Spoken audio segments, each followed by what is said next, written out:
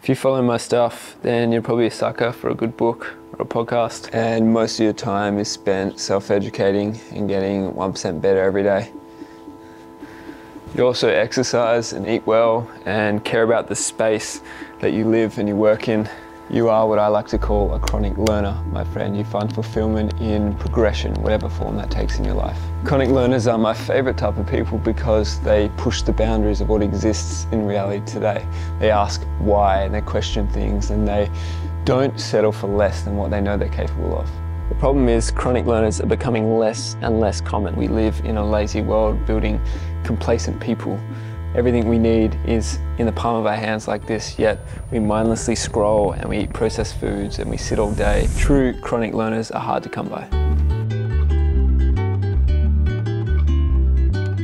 Most people settle for less than they know they're capable of. They're gripped by the news and politics and gossip and small talk. Brain rot that adds no true value. It only leads to anxiety and conditioning your mind to see the negatives in the world around you.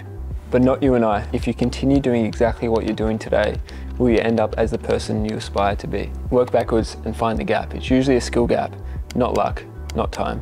Your earning potential is not tied to the amount of hours you work. It's a combination of the skills you acquire and your ability to focus on high leverage actions. I know people working 60 hours a week making less than minimum wage as they build their business, and I know people working a couple hours a day making hundreds of thousands a month. I actually spoke about this on a recent video. They're both chronic learners, so what makes the difference? Well, there are two types of chronic learners. Type 1 are the ones who get in his or her own way, and type 2 are the ones who know this and take action anyway. The first tend to have so many ideas that they don't know what to focus on, or sometimes even where to start. They overcomplicate, add unnecessary friction, and lack clarity on a daily basis. The second have a bias towards action. They eliminate distractions and focus on the things that matter. They recognize the limiting beliefs that are holding them back, they heal them, and they keep moving forwards. I'll talk about limiting beliefs in more depth in a future journal entry. I have a lot to say about this, but today I'm going to show you how to transform from overcomplicated and unfocused to thinking clearly and achieving everything that you desire, plus a few other bonuses in between. And it starts with clarity. Anytime I have a bad day or I find myself spiraling or not doing the things that I say I want to do, it all points back to one thing: clarity. Every fucking time. It's almost comical how many times I've caught myself feeling flat only to smile and remember I'm just lacking clarity. I use the ABZ framework to find clarity. A, what to do now. B, what to do next. And Z, what I'm working towards, or the goal. The rest is just noise getting in the way of action. Then find other chronic learners who have done what you're trying to do. These people are critical because they allow you to overcome problems before you even realize that they exist. Like finding a shortcut in Mario Kart that shaves 10 seconds off your lap time. These people have found all of your shortcuts. They learned the hard way so that you don't have to. Learning from them will save you time, earn more money, and more importantly, help you to move with clarity. It's a big part of the reason why I created Art of Mondays. Selfishly, I wanted to surround myself with chronic learners every day. When I wrote this piece, I was actually sitting in a founder house in Lombok, Indonesia. There was 10 founders for 10 days, one giant think tank. I was clear, inspired, active, and happy, and it was all a byproduct of being around the right people. A critical piece in the transformation from type 1 chronic learner to type 2 chronic learner is the reframing of your mindset. Have you ever heard the saying, one man's trash is another man's treasure? Something that may feel so normal to you can be so valuable to someone else. It's the same with self-development and business growth. A simple reframe allows you to take a different approach to solving the same problem. Here's a few examples that have helped me.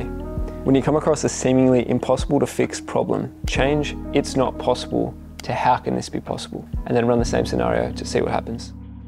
If I only had 2 hours to work this week, what would I work on? This will force you to prioritize the most important things. And this person is 10 times more successful than me, but selling the same product. What are they doing differently that I'm not doing? Reframing is also useful in day-to-day scenarios. When you're stuck in traffic, instead of asking, "Why is this happening to me?" ask, "What is this teaching me?" Things don't happen to you, they happen for you, and that one word makes all the difference. Many studies show that successful people all have one thing in common, and it's not work ethic or talent, it's not luck or timing. Each of these people have a bias towards action. They get things done and they prioritize it over most of life's guilty pleasures. Most people think this requires a lot of sacrifice, but you don't have to move mountains straight away. You can start small, build better habits, and evolve your identity over time. I use this thing called the 60-second rule. If something takes less than 60 seconds, do it now. Those clothes lying on the floor in your bedroom, go pick them up now. That message you've been meaning to send it now. The bill that you haven't paid, pay it now. The idea that you had while driving, pull the fucking car over and write it down now. This rule changed my life and led to so many other great habits forming. Another thing to do is remove should from your vocabulary. Should is just a word that's used when you're too lazy to make a decision. I should message this person is just delaying the inevitable. It's a thought that occupies your mind space for no good reason. Just do it or don't. If you find it difficult to action, it's because you see yourself as someone who doesn't take action. You believe this to be true, and so it is. You need to cast more votes in the direction of your new identity than your past or current identity, and 51% is all it really takes.